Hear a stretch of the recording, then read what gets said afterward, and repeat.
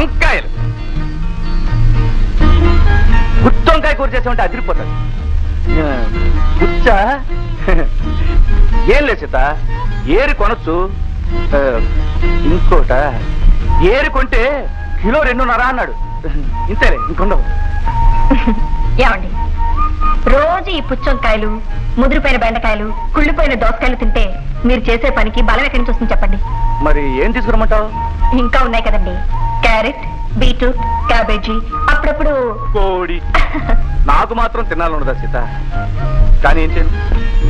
అదే మా ఓనర్ గారు ఉందే మహాతల్లి, జీతాలు పెంచుతూ బోనస్ లేదు. పైగా అడిగితే పేద కోపం, ఆవిడకి కోపం తెచ్చినట్టు. మొన్న అయితే 4 జారీ చేద్దాం అనుకున్నాను, ఆడదు కదా అని వదిలేశాను. బాగుండదు కదా. జీతాలు పెంచితే తప్ప మంచి కూరలు కొనలేరా? ఎలా కొంటాం?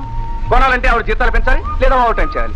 ఓవర్ టైం చేయడానికి ఇంట్లో నువ్వు ఒప్పు, జీతాలు పెంచడానికి ఆఫీస్లో ఆవిడ ఒప్పుకొని మధ్యలో నేను వస్తున్నాను. సరిగాని త్వరగా వంటకాని ఆకలిస్తుంది. No, see me after 2 o'clock.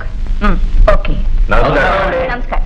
ఏమిటిలా వచ్చారు? అదే బోనస్ విషయం ఏం చేశారో తెలుసుకుందామని వచ్చామండి. మీరు తొందరగా తేల్చకపోతే చాలా ప్రమాదం జరిగిపోతుందండి.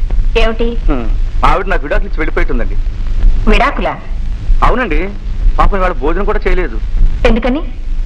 ఏముందండి, పొద్దున వంకాయలు కొని తెచ్చానండి, రోజు వంకాయలు అందండి. తీరా చూస్తే అందులో 2 పుచ్చి వంకాయలు ఉన్నాయి.